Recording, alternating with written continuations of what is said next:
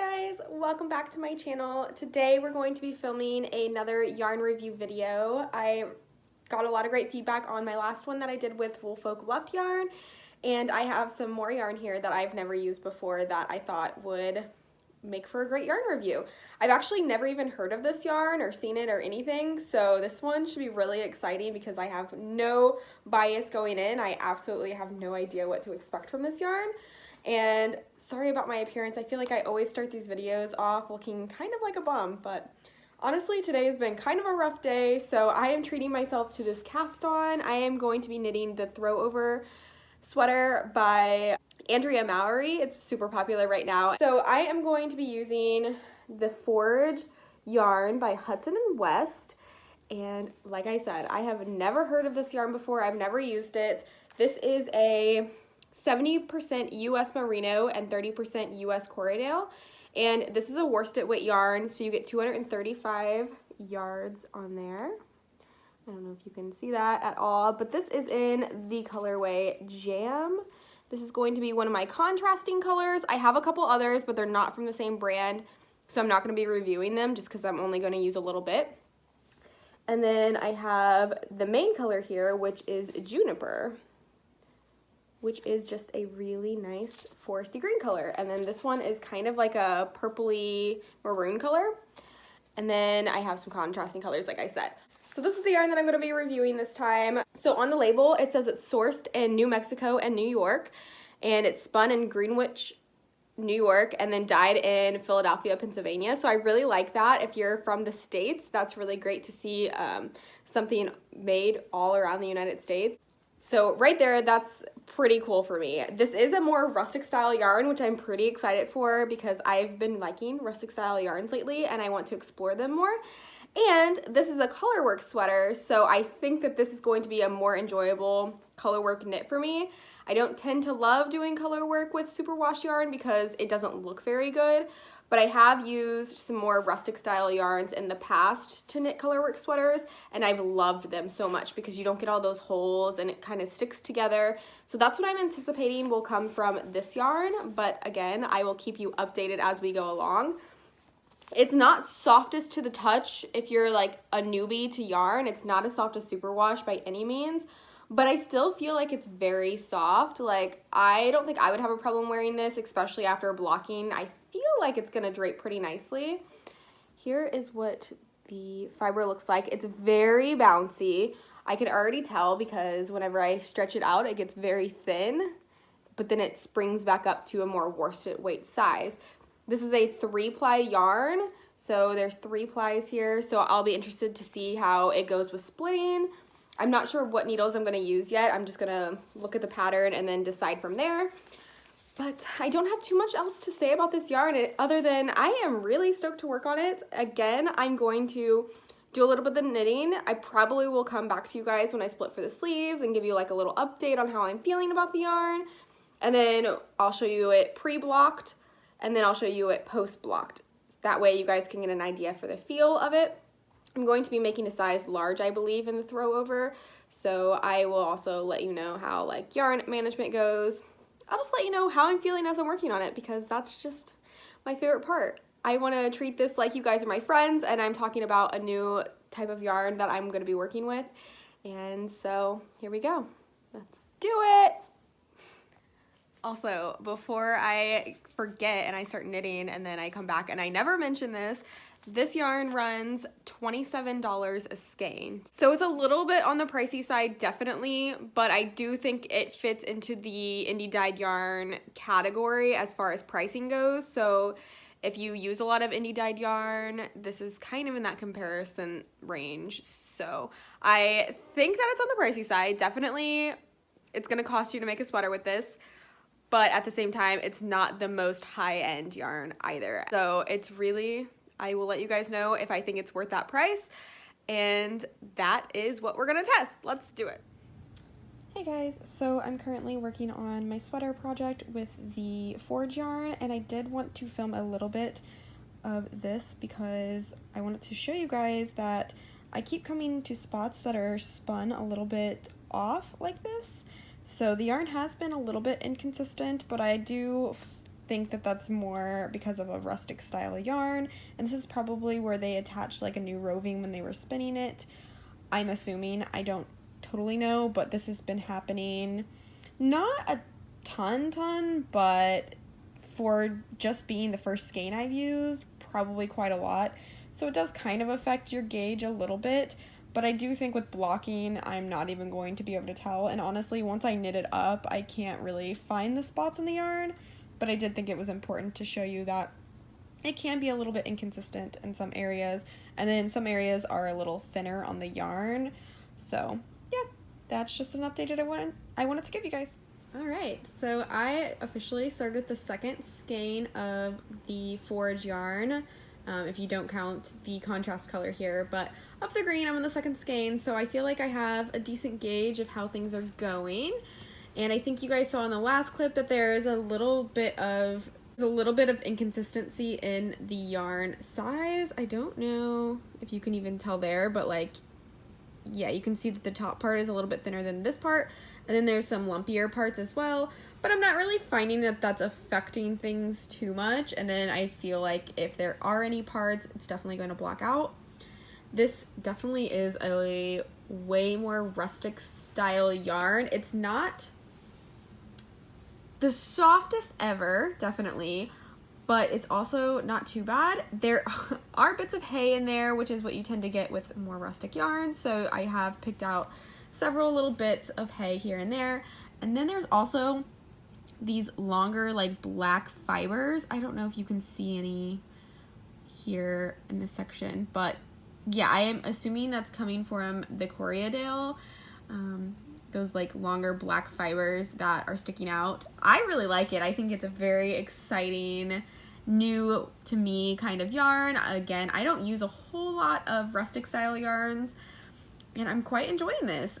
It's very stretchy. This gauge is like a 16.25 stitch per 4-inch gauge, so it's a little bit loose for a worsted weight in my opinion, but I'm really enjoying it. I think it's a lot of fun, and the yarn is enjoyable to work on. Again, it's not like the softest yarn ever, but I like that it's a little bit on the sticky side. I honestly don't think it's the stickiest rustic wool ever, because I've dropped stitches and it has unraveled, and other like sticky yarns that I've used in the past, if I drop a stitch, it won't unravel any, it'll just kind of hang there. But yeah, I'm excited to see what this feels like when I block it, because it's really feeling nice pre-blocked, and everything usually feels better post-block. Also, this maroon color is the same forage yarn as the green, which is what we're reviewing, and it did really nice in the color work. It looks great. These two yarns are different unknown brands that were scrap yarns that I'm using, so we're not reviewing those, just the green and this maroon color. It's so nice. I really like it. It's very squishy. I'm happy with the results so far. I have had a little bit of splitting going on with my wooden needles, but yeah, that's kind of what you get with like a 3-ply, especially if you're not paying the most attention when you knit. I have split quite a few stitches and had to, you know, fix that, but not really an issue for me, and I'm using that on my wooden needles as well. I feel like you could definitely use metal needles on this, but I do like the way the wooden needles are feeling, and even bamboo needles might be a good option as well. But that's really all I have to say right now. This is what we're working with. You can tell the color work looks quite nice with this stickier type of wool opposed to a superwash, so I really like that. And I'm going to continue knitting, and I will come back to you guys when I finish this entire sweater before I block it, and I'll let you know what it looks like. I have another little update here. I just broke into my third skein of the forage yarn in the juniper colorway, and I don't know if you're going to be able to see here, but there's like a lot of black fibers in this one, which is making it a little bit darker. It's almost as if this one's fibers didn't get blended up completely, like they spin them with like the green and black together, and the black didn't blend in well enough, so it is making this skein a lot darker than the others, even though it says it's the same batch. It's in the ribbing, so you can't tell that much, but you can see some of the hay there that I talked about. But I am going to have to use it for the sleeves, and I think I might be able to see a little bit of a color differentiation, but really it's just because there's like a bunch of these like black fibers coming off of this skein of yarn. So just something I wanted to note for you guys. I'm trying to be as in-depth and point out things that bother me about yarn or that stand out to me. So that's one of the things that I've been noticing about this third skein. Lots of black fibers that don't seem to be blended in quite as well as the other two skeins that I've used. But I don't think you can tell completely. And I am working on this outside, so the lighting is pretty good. You can kind of see the last couple of rows here, or rounds, but I think it's okay for now. I guess we'll just see how it works up in the sleeves. So this sweater is all finished. Here is the yarn before I've blocked it. I'm going to throw it in a little bath very soon. I am going to use cold water, more on the cold side than the warm side, because I'm not sure if this will bleed, and I do have some lighter colors, so I just don't want to risk it. But I'll let you guys know if any of that does happen. And as you can see, it is a little bit stiff pre-blocking. This is a pretty loose gauge garment, so there is a little bit of drape, but I imagine if you had like a tighter gauge, like you wouldn't have that much drape at all. So I just wanted to give you guys an idea. You can see how it bunches right here, and in the back you got some bunching, and if blocking should take care of that. Also, sorry, bras, they're drying. Okay, whatever. But yeah, and right now the sleeves are currently here. That's like my favorite way to gauge if a garment grows, because I don't know, I hate measuring like inches and stuff. So I always like look at the sleeves. They are perfectly at my wrist right now. So I imagine that they're going to loosen up just a tiny bit. This isn't a superwash yarn, so I'm not expecting a whole lot of growth. I'm just expecting the stitches to loosen up a little bit. So I'm going to go ahead and soak this for about 15 minutes with some tuft woolens, and then I'm going to stomp out all the water with a towel and lay it to dry. I probably will pin it, especially in this color work section. Let me get a little closer. This is what the color work looks like pre-blocking. Just a tiny little bit of bunching, but that's because there's increases in here. So that should all sort itself out, and yeah, I'm super happy to have this garment all finished. Let's go block. Hey guys, so my sweater is all finished, and I wanted to go ahead and show you how the yarn looks. This is where we're at right now. Oh, so as you can see, I did show you while I was knitting, but there were like these thicker areas. This is the worst one that there was, and unfortunately it happened to be on the front, but that's what we're working with. And that's kind of sometimes something you'll get with a more natural fiber, so I'm not too upset about it, and I don't think the new owner is going to be upset about it either. But this sweater is still slightly damp from the blocking process, but I actually am taking it to its new home tomorrow, so I have to film this right now because I have to get it all packaged up and ready to go for tomorrow. I don't know if you guys can tell in this lighting necessarily, but this sleeve did come out a little bit darker because of the yarn. I ended up finishing this sleeve, and then I broke into a new cake of a skein that looked closer to the body, and it was a perfect match. So I don't know what the difference in the two yarns were, but like I said, there were like these black flecks in one of the skeins, even though they had the same batch number. I'm not totally sure about what was going on with that and why, but it was kind of frustrating. But it did get a really nice drape after blocking. If you guys remember seeing it last night, this was a lot stiffer and it kind of stuck out on its own, but now it drapes nicely. Here we go. This is what it looks like on the back.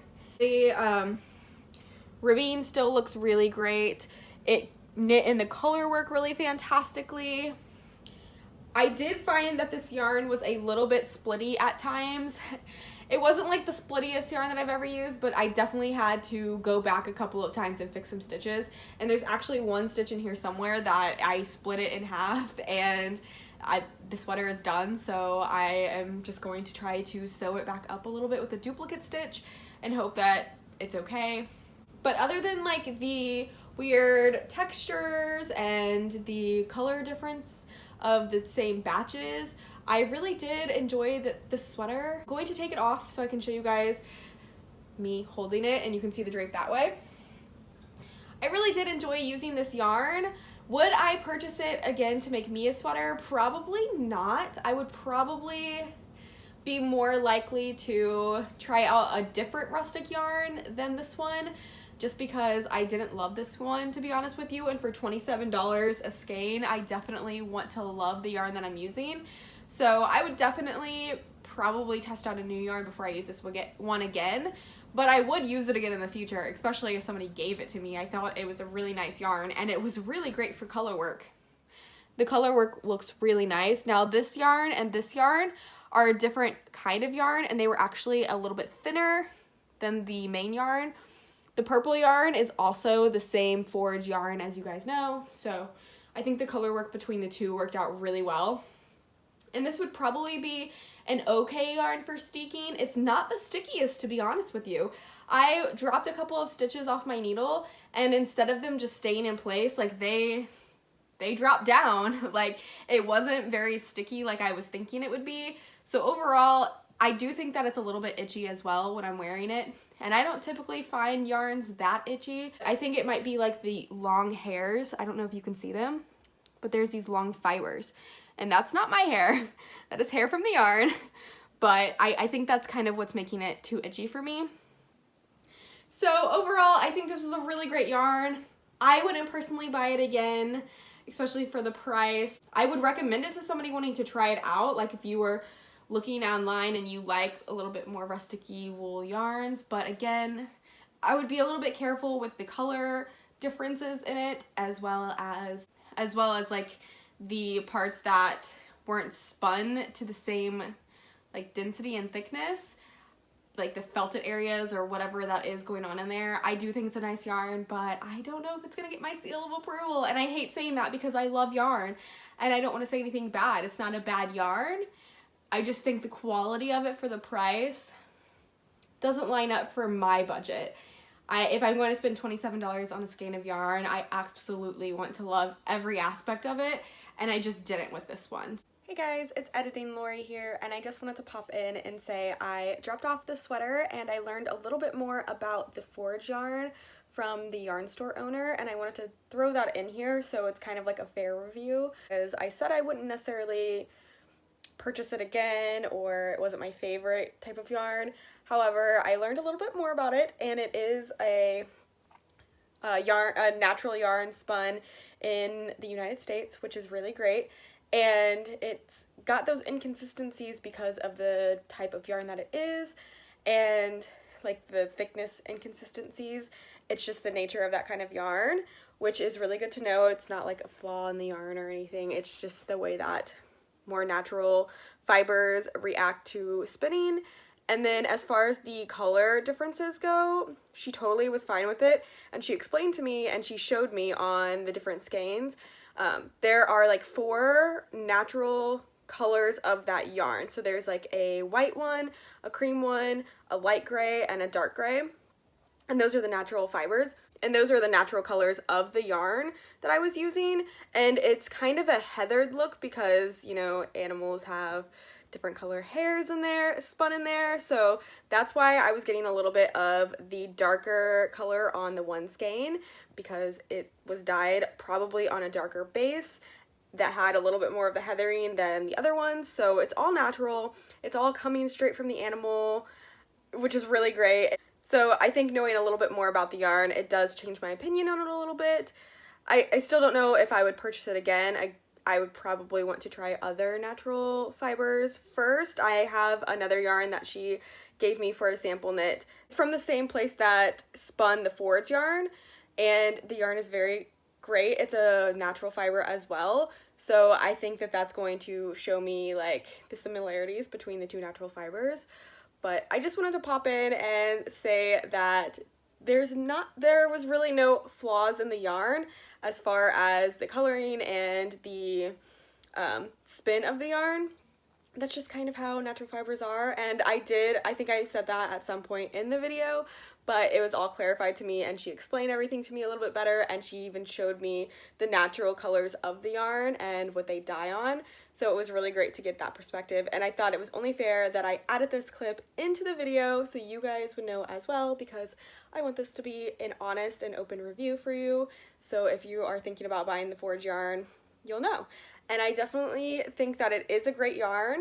Again, I would rather go ahead and try out other natural yarns before I just settled on that being my favorite one, because there's so many out there that I just would want to rotate. It's the same with indie dyed yarns and superwash yarns. It's just great to try out different brands and dyers. So that's that. So I think it's a great yarn. It made for a really great sweater. It's going to be very warm. I imagine that it's going to be very durable, but it's not for me. So that is the Hudson+West Co. Forge yarn, and that is my opinion on it.